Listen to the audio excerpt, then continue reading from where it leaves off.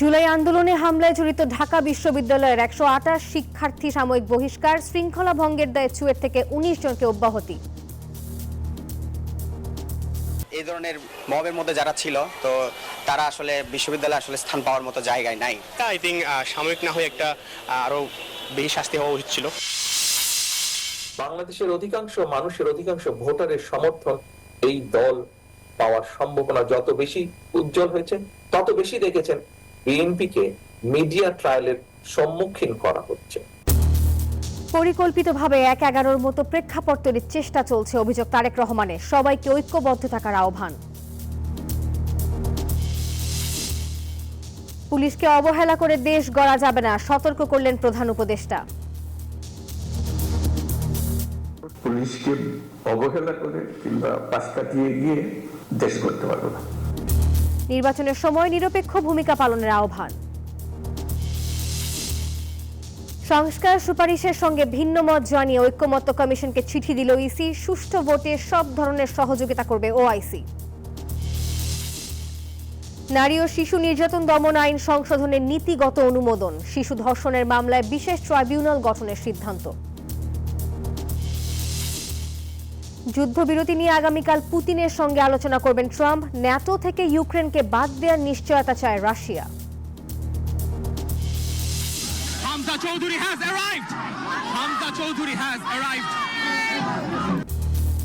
এবং দেশে ফিরেই ভক্তদের ভালোবাসায় সিক্ত ফুটবল তারকা হামজা চৌধুরী। ভারতকে হারানোর আশা। আমি কোচ হাভিয়ার সঙ্গে ম্যাচে বুঝতা আর ইনশাআল্লাহ আমরা উইন করে প্রোগ্রেস করতে পারবো। হবিগঞ্জের নিজ বাড়িতে ফুলের সংবর্ধনা।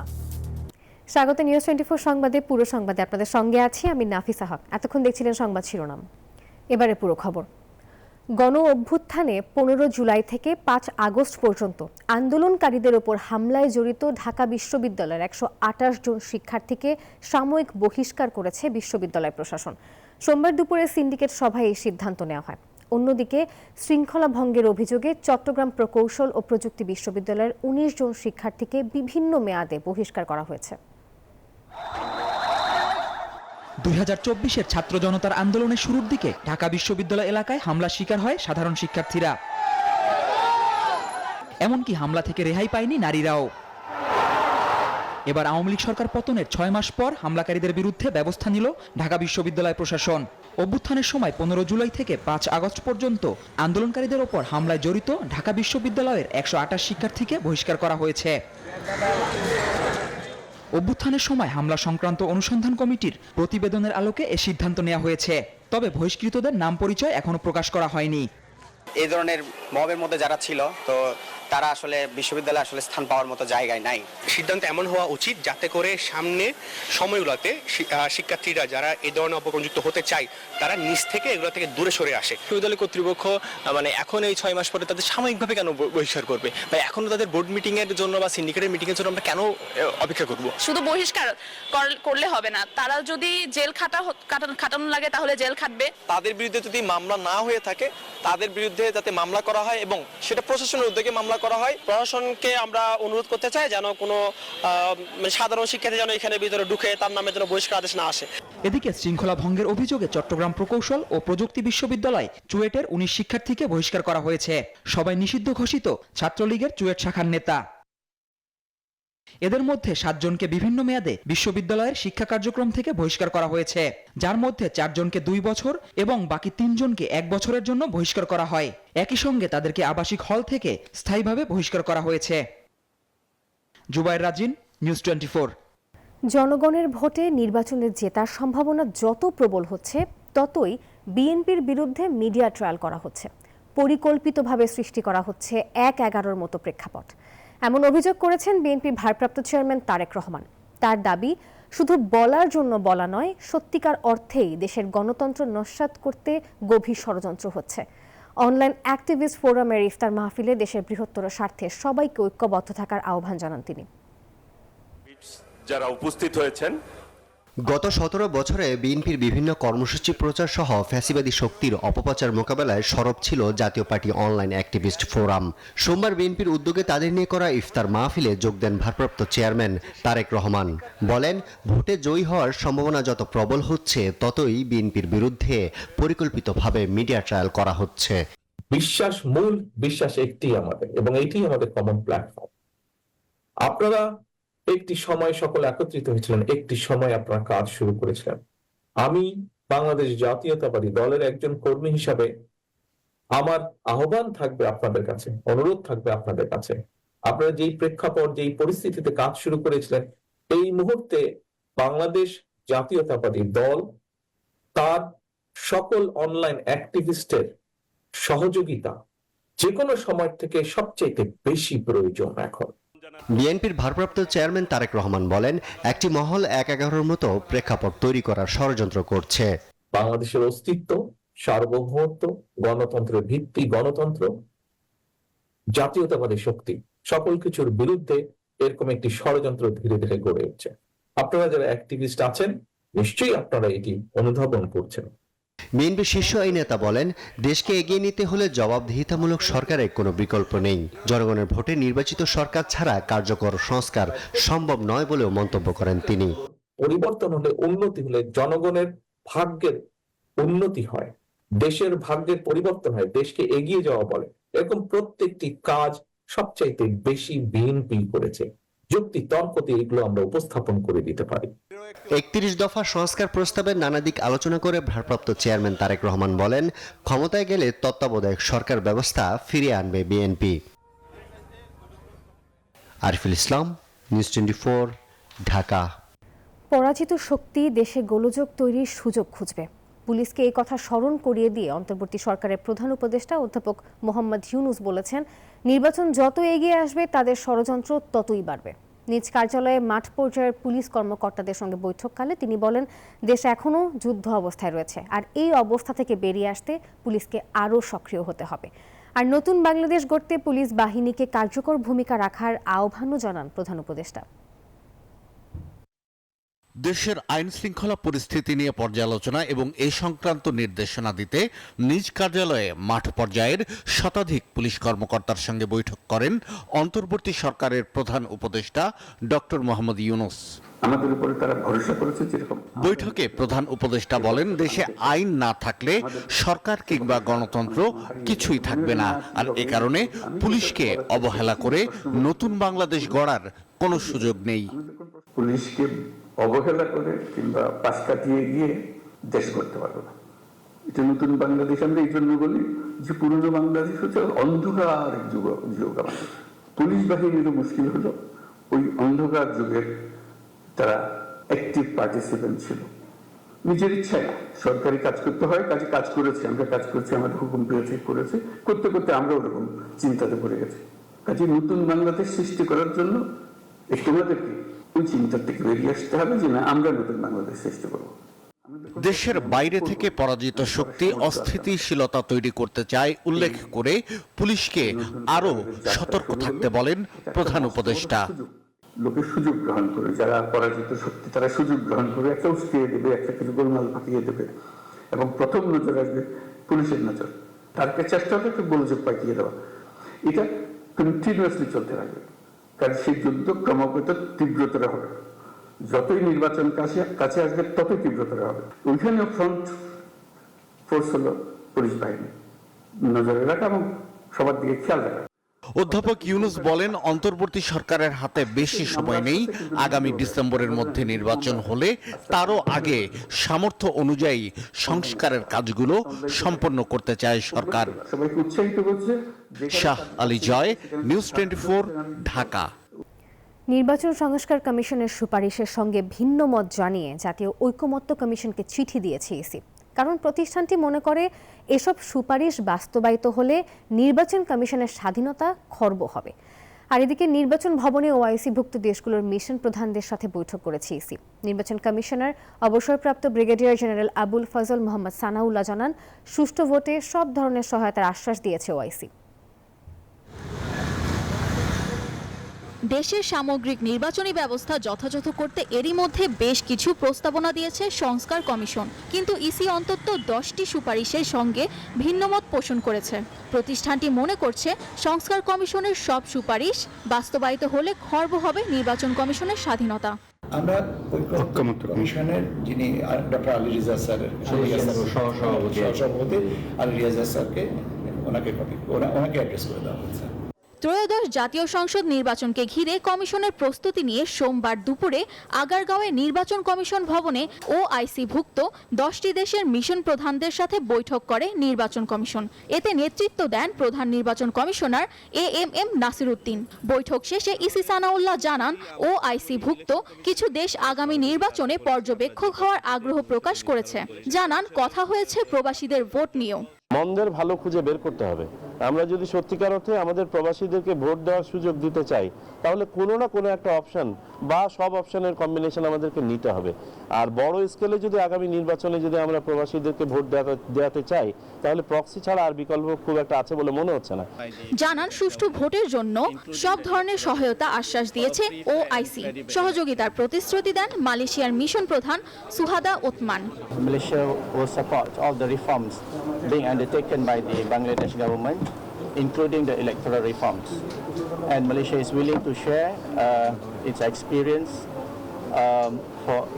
especially for the overseas voters, for a free, fair and credible election. জানান, আগামী নির্বাচনে প্রবাসীদের ভোট নিশ্চিত করতে প্রক্সি ভোটিং ছাড়া আর কোনো বিকল্প দেখছে না ইসি। আমরা প্রক্সি ভোটটা সামিয়া মাহতাব রোজা, নিউজ 24, ঢাকা। নারী ও শিশু নির্যাতন দমন আইনের সংশোধনের খসড়ায় নীতিগত অনুমোদন দিয়েছে সরকার। উপদেষ্টা পরিষদের বৈঠকে এই অনুমোদন দেওয়া হয়। বৈঠক শেষে আইন উপদেষ্টা ডক্টর আসিফ নজরুল জানিয়েছেন, শিশু ধর্ষণের মামলা নিষ্পত্তি করতে বিশেষ ট্রাইব্যুনাল করার সিদ্ধান্ত নিয়েছে সরকার। চলতি বছরের প্রথম 2 মাসেই 96টি ধর্ষণের খবর পাওয়া গেছে। নির্যাতিতদের মধ্যে অন্তত 44 জনই ছিল শিশু। আর তৃতীয় মাসে মাগুরায় শিশু ধর্ষণের ঘটনার প্রতিবাদে সোচ্চার হয়ে ওঠে পুরো দেশের মানুষ। এমন বাস্তবতায় ধর্ষণ প্রতিরোধে বিদ্যমান আইন সংস্কারের উদ্যোগ নেয় সরকার। সংশোধিত আইনের খসড়া চূড়ান্ত হচ্ছে এ সপ্তাহের মধ্যেই। সোমবার অন্তর্বর্তী সরকারের প্রধান উপদেষ্টা ডক্টর মোহাম্মদ ইউনূসের সভাপতিত্বে অনুষ্ঠিত উপদেষ্টা পরিষদের বৈঠকে সিদ্ধান্ত হয়, ধর্ষণ মামলার তদন্ত ও বিচার দ্রুত শেষ করতে বিশেষ ট্রাইব্যুনাল করবে সরকার। শিশু ধর্ষণের মামলার বিচার করার জন্য বিশেষ ট্রাইব্যুনাল স্থাপনের বিধান রাখা হয়েছে, সবাই নীতিগতভাবে সম্মত হয়েছে। সংশোধিত আইনে বলা হয়েছে, ডিএনএ রিপোর্ট ছাড়াই সাক্ষ্য প্রমাণের ভিত্তিতে ধর্ষণ মামলার রায় দিতে পারবে আদালত। ডিএনএ রিপোর্ট পাওয়ার অপেক্ষায় অনেক মামলা বছরের পর বছর ঝুলে থাকতো। তো আমরা এই আইনে বিধান করেছি, ডিএনএ রিপোর্ট ছাড়াই আদালত যদি মনে করে মেডিকেল সার্টিফিকেট এবং পারিপার্শ্বিক সাক্ষ্যের ভিত্তিতে বিচার সম্ভব, তাহলে আদালত ডিএনএ সার্টিফিকেট ছাড়াই মামলা দ্রুত বিচার করার জন্য মেডিকেল সার্টিফিকেট এবং পারিপার্শ্বিক সাক্ষ্যের ভিত্তিতে বিচার করবে। উপদেষ্টা পরিষদের বৈঠকে গুরুত্ব পায় দেশের আইন শৃঙ্খলা পরিস্থিতিও। বৈঠক শেষে উপদেষ্টা সৈয়দা রিজওয়ানা হাসান জানান, সারা দেশের মাজার ভাঙার যে প্রবণতা দেখা দিয়েছে তা প্রতিরোধে কঠোর অবস্থানে যাচ্ছে সরকার। উদ্দেশ্যে সতর্ক করে দিয়ে বলতে চাই। শাহরিয়ার শৌমিক, নিউজ 24, ঢাকা। তৃতীয় দফায় পিছিয়ে গেল পিলখানা হত্যাকাণ্ডের বিস্ফোরক মামলায় 239 জনের জামিন বিষয়ের আদেশ। আগামী 10 এপ্রিল জামিন শুনানির আদেশ ও সাক্ষ্য গ্রহণের দিন ধার্য করেছেন আদালত। সোমবার বিকেলে জামিন শুনানির আদেশের জন্য এই দিন ধার্য করেন ঢাকার বিশেষ ট্রাইব্যুনাল 2 এর বিচারক মোহাম্মদ ইব্রাহিম মিয়া। এ সময় বারবার জামিন আদেশ পিছিয়ে যাওয়ার কারণ হিসেবে ঢাকার বিশেষ জজ আদালত 2 এর chief public prosecutor Mohammad Borhan Uddin বলেন, 239 জনের মধ্যে 150 জনের বেশি আসামির জামিনের আবেদন 2 বার পড়েছে। আর এছাড়া মৃত্যুদণ্ডপ্রাপ্ত ও যাবজ্জীবনপ্রাপ্ত আসামিদের জামিন চাওয়ার মামলার নথিপত্র যাচাই বাছাই করতে বেগ পেতে হচ্ছে আদালতে। 6 মাস ধরে আমাদের তারিখের উপরে তারিখ দিচ্ছে, আমার ভাইয়ারা ওহনো কেন আমার ভাইয়ারা জামিনে বের হতে পারতেছে না। রবিবারের কথা বললো, রবিবারে কালকে এসে সারাদিন থেকে গেলাম, কিছু বললো না। ফের আজকে আসার কথা বলছে, আজকে আইছি। আমি কি করব সেটা আল্লাহ পাকই জানতেছে। প্রায় 3 ঘন্টা পর কর্তৃপক্ষের আশ্বাসে কর্মবিরতি প্রত্যাহার করেছেন মেট্রো রেলের কর্মকর্তারা। ফলে টিকিট কেটে ও এমআরটি পাস ব্যবহার করে মেট্রোতে ভ্রমণ করতে পারছেন যাত্রীরা। মেট্রো রেলের এমডি ফারুক আহমেদ জানান, ডিএমটিসিএল এর 4 জন কর্মী লাঞ্ছিত হওয়ার ঘটনায় এমআরটি এর 2 জন পুলিশ সদস্যকে বরখাস্ত করা হয়েছে। আর এরই মধ্যে গঠন করা হয়েছে 3 সদস্যের তদন্ত কমিটিও। মেট্রো রেলের পুলিশ সদস্য দ্বারা ডিএমটিসিএল এর 4 জন সহকর্মী লাঞ্ছিত হওয়ায় কর্মবিরতির ঘোষণা দেয় মেট্রো রেলের কর্মকর্তারা। রোববার দিবাগত রাতে Dhaka mass transit company limited এর সব কর্মকর্তা ও কর্মচারীদের ব্যানারে পাঠানো এক সংবাদ বিজ্ঞপ্তিতে এ বিষয়টি জানানো হয়। এ কারণে সোমবার সকাল থেকে মেট্রো রেল চলাচল বন্ধ থাকার কথা থাকলেও যাত্রীদের ভোগান্তির কথা চিন্তা করে ট্রেন চলাচল চালু রাখে তারা। তবে বন্ধ ছিল স্ট্যান্ডিং বুথ মেশিন টিকিট ও এমআরটি পাস ব্যবহার। এক্ষেত্রে টিকিট ছাড়াই ভ্রমণ করেন যাত্রীরা। দৈনন্দিন কার্যকলাপ ঠিক রাখার জন্য মেট্রো রেল কর্তৃপক্ষ হয়তো সিদ্ধান্ত নিয়েছে যে আমরা চালু রাখলে জনগণের উপকার হবে, সেই জন্য চালু রেখেছে। সকাল 9টার পর প্রথমে মিরপুর ও পল্লবী স্টেশনে মেট্রো রেলের কর্তৃপক্ষের আশ্বাসে টিকিট ও এমআরটি পাস ব্যবহার কার্যকর করা হয়। এরপর পর্যায়ক্রমে একে একে সব স্টেশনে চালু হয় টিকিট ও এমআরটি পাস ব্যবহার। পুরো স্টেশনে স্বাভাবিক হতে সময় লাগে 3 ঘন্টা। তারপর যাত্রীরা টিকিট কেটে চলাচল শুরু করেন। না, টিকিট তো আমরা সহজভাবে পাচ্ছি, এই টিকিট নিয়ে সচিবালয় যাব। টিকিট ভরপুর আছে, এখন টিকিট ভরপুর। আমি তো জানি না টিকিট আছে না নাই, এখন টিকিট পাওয়া গেছে। কর্মবিরতি প্রত্যাহারের বিষয়টি নিশ্চিত করে ডিএমটিসিএল এর ব্যবস্থাপনা পরিচালক ফারুক আহমেদ জানান, এ ঘটনায় তদন্ত কমিটি গঠন করা হয়েছে। সকালে আমরা 8টা সাড়ে 8টা পর্যন্ত একটু অসুবিধা হয়েছে সার্ভিসে, তারপরে সবাই কাজে যোগদান করেছে ঠিকঠাক মতো। সকালে হয়তো 2-1 জন প্যাসেঞ্জার তখন একটু গেট খোলা ছিল আমাদের, ভিতর থেকে গেছে বিনা টিকিটে।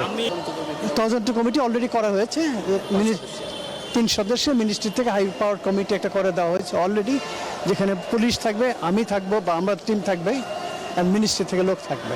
জিম্মি করে এমন অবরোধ ও কর্মবিরতি না দেওয়ার আহ্বান জানান মেট্রো রেলে নিয়মিত চলাচলকারী যাত্রীরা। মাসুদা লাবনী, নিউজ 24, ঢাকা। পাট ব্যাগ সহজলভ্য ও কম মূল্যে বাজারে আনতে চায় সরকার, এমন মন্তব্য করে বাণিজ্য উপদেষ্টা শেখ বশিরউদ্দিন পণ্যটি বিপণনের জন্য বাজার প্রতিনিধিদের সহযোগিতা চেয়েছেন। সোমবার সচিবালয়ে পলিথিনের পরিবর্তে পাটের ব্যাগ ব্যবহার নিশ্চিতে রাজধানীর বিভিন্ন বাজার নেতৃবৃন্দকে নিয়ে বস্ত্র ও পাট মন্ত্রণালয়ের আয়োজনে মত বিনিময় সভা অনুষ্ঠিত হয়। এ সময় বাণিজ্য উপদেষ্টা বলেন, পাট ব্যাগ পুনরায় ব্যবহার উপযোগী, সাশ্রয়ী ও পরিবেশ উপযোগী। এই ব্যাগ কিভাবে বেশি বিপণন করা যায়, কি ধরনের সাইজে হতে পারে, এই সংক্রান্ত পরামর্শ চান বাজার কমিটিগুলোর কাছে। এ সময় প্রতিনিধিরা কম দামে পাট ব্যাগ সরবরাহ নিশ্চিত করার কথা জানান। 23 মার্চের মধ্যে দাবি পূরণের আশ্বাসে ধর্মঘট প্রত্যাহার করে নিয়েছেন রেলওয়ের রানিং স্টাফরা। রেলপথ মন্ত্রণালয়ের সচিব মোহাম্মদ ফাহিমুল ইসলামের সাথে রেল ভবনে বৈঠক শেষে ধর্মঘট তুলে নেওয়ার ঘোষণা দেন বাংলাদেশ রেলওয়ের রানিং স্টাফরা। রেলওয়ের অস্থায়ী শ্রমিকদের বেতন ভাতা 3 থেকে 4 মাস বন্ধ রয়েছে। পাওনা বেতন ভাতার দাবিতে সোমবার থেকে তারা কর্মবিরতির ঘোষণা দেন। সচিব জানান, তাদের বেতন ভাতা দেওয়ার জন্য অর্থ মন্ত্রণালয়ের বাজেট পাওয়া গেছে, তবে পদ্ধতিগত কারণে কিছুটা দেরি হচ্ছে। এছাড়া শ্রমিকদের পক্ষ থেকে দাবি করা হয় যেন তারা প্রতি মাসের 10 তারিখের মধ্যে বেতন পান। সচিব শ্রমিকদের এই দাবি মেনে নেন। পরিবেশ অধিদপ্তরের বিভিন্ন কর্মকর্তা দুর্নীতি এবং অনিয়মের প্রতিবাদে মানববন্ধন করেছে অধিদপ্তরের কর্মচারীরা। সকালে আগারগাঁও পরিবেশ, বন ও জলবায়ু পরিবর্তন মন্ত্রণালয়ের সামনে আরএসি গ্যাস সিন্ডিকেট বন্ধ ও বাজার নিয়ন্ত্রণে পরিবেশ অধিদপ্তরের নিষ্ক্রিয়তার প্রতিবাদে মানববন্ধন করেছে বাংলাদেশ আরএসি মালিক শ্রমিক কল্যাণ অ্যাসোসিয়েশন। তারা R22 গ্যাস সিন্ডিকেট বন্ধ, গ্যাসের মূল্য নিয়ন্ত্রণ ও পরিবেশ অধিদপ্তরের তদন্ত কমিটির নিরপেক্ষতা নিয়ে প্রশ্ন তুলেছেন। এ সময় সিন্ডিকেটে জড়িত কর্মকর্তাদের অপসারণ ও অন্যান্য গ্যাসের আমদানি লাইসেন্স দ্রুত প্রদানের দাবি জানান। মানববন্ধনে কর্মকর্তারা অভিযোগ করেন, গত 2 মাসে পরিবেশ অধিদপ্তরের মহাপরিচালক বরাবর স্মারকলিপি প্রদান এবং একাধিকবার কর্মকর্তাদের সঙ্গে সাক্ষাৎ করেও কোনো সুরাহা হয়নি।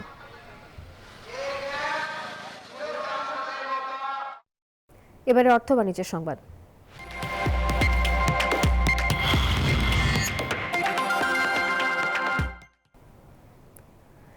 বিগত সরকারের নানা খাতের কর অব্যাহতির খেসারত দিতে হচ্ছে, এই মন্তব্য করে জাতীয় রাজস্ব বোর্ডের চেয়ারম্যান বলেছেন, কর ছাড় সংস্কৃতি থেকে বেরিয়ে আসবে এনবিআর। আসছে বাজেটেই এর প্রতিফলন হবে।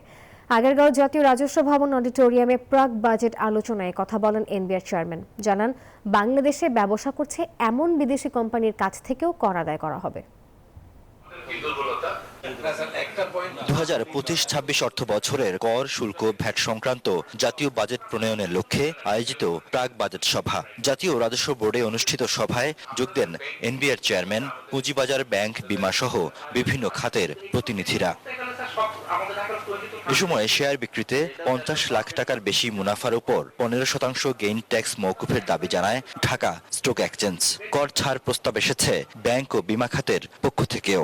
আমরা যখন ইন্স্যুরেন্স করছি আমরা কিন্তু 15% ভ্যাট দিয়ে দিচ্ছি এবং 37% আমরা যে লভ্যাংশের উপর আমরা ট্যাক্স দিচ্ছি, কিন্তু আবার যখন ইন্স্যুরেন্স পেমেন্ট করছি সেখানে কিন্তু স্যার 15% ভ্যাটটা কিন্তু এটা একটা অযৌক্তিক হয়ে যাচ্ছে স্যার। সেখানে দেখা যাচ্ছে টোটাল রেভিনিউর 20% আমাদেরকে দিয়ে দিতে হচ্ছে, এটা আনসাস্টেইনেবল হয়ে যাচ্ছে। এনবিআর চেয়ারম্যান বলেন, এত বছর ধরে যে কর ছাড় দেয়া হয়েছে তার সুফল মেলেনি খুব একটা, তাই এই সংস্কৃতি থেকে বেরিয়ে আসতে চায় এনবিআর। যদিও ঋণপত্র খুলতে বিদ্যমান আবগারি শুল্ক কমানোর আশ্বাস দেন সংস্থার চেয়ারম্যান। আমাদের প্রতিটা জায়গায় একটাই কথা, ট্যাক্স হলিডে লাগবে, ট্যাক্স এক্সাম্পশন লাগবে, তাইলে হবে নাহলে হবে না।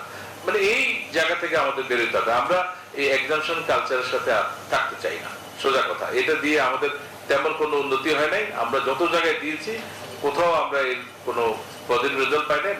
মাঝখান থেকে গভর্নমেন্ট একটা মানে কর অভ্যন্তরীণ সংস্কৃতির লালন করেছে এবং সেটার খেসারত এখন আমরা দিচ্ছি। এ সময় পুঁজিবাজারের দুর্বলতা দূর করতে সুশাসনের ঘাটতি পূরণের পরামর্শ দেন এনবিআর চেয়ারম্যান। প্রত্যেকে আমরা জায়গা থেকে আমাদের কাজটা ঠিক মতো করি। অনেকেই বলে যে আমি একা করলে কি হবে, সবাই মিলে না করলে হবে না, সবাই করতেছে না আমি করি, এটা করলে কিন্তু দেশকে আমরা আগে আমারটা আমি করি।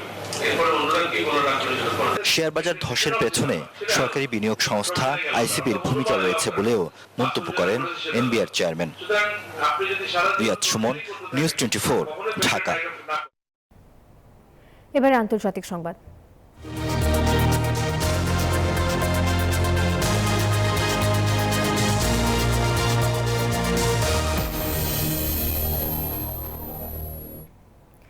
বাংলাদেশ নিয়ে যুক্তরাষ্ট্রের গভীর উদ্বেগের কথা জানিয়েছেন মার্কিন গোয়েন্দা প্রধান তুলসি গ্যাবার্ড। সোমবার এনডিটিভিকে দেয়া এক সাক্ষাৎকারে এমন উদ্বেগের কথা জানান নয়াদিল্লি সফররত তুলসি। বাংলাদেশের ধর্মীয় সংখ্যালঘুদের ওপর নির্যাতন নিয়ে মন্তব্যে এই উদ্বেগের কথা জানান মার্কিন গোয়েন্দা প্রধান। সতর্ক করেন, ট্রাম্প প্রশাসন সারা বিশ্বে ইসলামপন্থী সন্ত্রাসবাদের ওপর নজর দিচ্ছে এবং একে পরাজিত করতে প্রতিশ্রুতিবদ্ধ। The talks are just beginning between President Trump's new cabinet coming in and the government of Bangladesh, but this continues to remain a central focus area of concern, once again with the threat of Islamist terrorists and their overall effort, the global effort of all of these different groups. Russia Ukraine যুদ্ধ থামাতে কাল পুতিনের সাথে কথা বলবেন Donald Trump. সেই সাথে শান্তি চুক্তি নিয়ে আশাবাদী মার্কিন প্রেসিডেন্ট। তবে চুক্তিতে ইউক্রেনকে ন্যাটো থেকে বাদ দেওয়ার নিশ্চয়তা চায় রাশিয়া। আর এমন অবস্থায় বিশ্লেষকরা বলছেন, ইউক্রেন ইস্যুতে যুক্তরাষ্ট্রের সাথে বিভক্তি বাড়ছে ইউরোপের। 3 বছর ধরে চলা রাশিয়া ইউক্রেন যুদ্ধের ইতি ঘটতে যাচ্ছে বলে ইঙ্গিত দিলেন ডোনাল্ড ট্রাম্প। জানালেন আগামীকাল পুতিনের সাথে কথা বলবেন তিনি। আমরা ভালো করছি, যুদ্ধ বন্ধের জন্য মঙ্গলবার পুতিনের সাথে কথা বলবো। মাত্র 1 সপ্তাহ সময়ে আমরা বেশ ভালো করছি, হয়তো যুদ্ধ বন্ধ হয়ে যাবে। এর আগে বৃহস্পতিবার পুতিনের সাথে দেখা করেন মার্কিন দূত স্টিভ উইটকফ। সিএনএনকে জানান পুতিনের সাথে ইতিবাচক বৈঠক হয়েছে তার। ট্রাম্প এবং পুতিনের সম্ভাব্য বৈঠকও ভালো এবং ইতিবাচক হবে বলে আশা প্রকাশ করেছেন। তবে শান্তি চুক্তিতে ন্যাটো ইউক্রেনকে সদস্যপদ থেকে বাদ দেবে এবং যে কোনো শান্তি চুক্তিতে ইউক্রেন নিরপেক্ষ থাকবে এমন নিশ্চয়তা চায় রাশিয়া। এমনকি এই চুক্তিতে যেসব শর্ত দিয়েছে রাশিয়া তা সরাসরি ইউরোপ এবং ন্যাটোকে চাপে রাখবে বলে মত বিশ্লেষকদের। ইউক্রেনকে বোকা বানানো হচ্ছে। যে উপায়ে জেলেনস্কিকে চাপে রেখেছেন ট্রাম্প তা হিতে বিপরীত হতে পারে।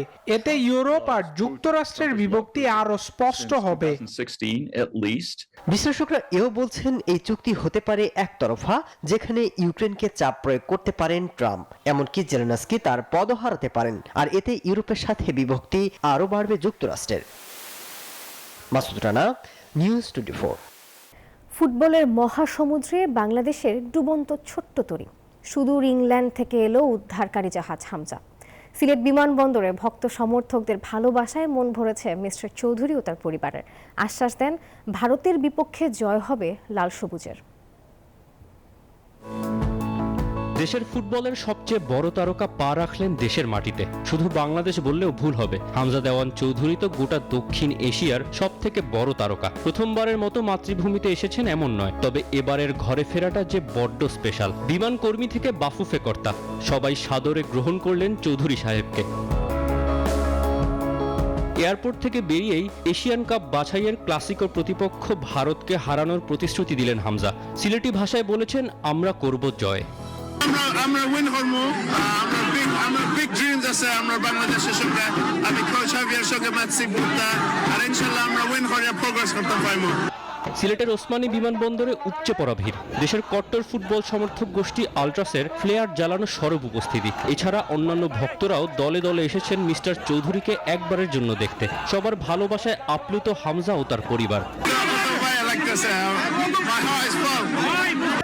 এরপর কড়া নিরাপত্তায় হামজা রওনা দেন পৈতৃক বাড়ি হবিগঞ্জের স্নানঘাটের উদ্দেশ্যে। সেখানেও এলাকাবাসীরা তাকে সিক্ত করেছেন ভালোবাসায়। ফুলের সংবর্ধনা দেয়া হয় হামজা ও তার স্ত্রী অলিভিয়া চৌধুরীকে। মঙ্গলবার হামজা ঢাকায় আসবেন, আর সেখানে ভক্তদের উপস্থিতিতে দলের প্র্যাকটিস সেশনের পরিকল্পনা আছে ফুটবল ফেডারেশনের। তৌসিফুল হাসান, নিউজ 24। দর্শক, আর এই ছিল নিউজ 24 সংবাদের এখনকার আয়োজনে। এতক্ষণ সঙ্গে থাকার জন্য ধন্যবাদ সবাইকে।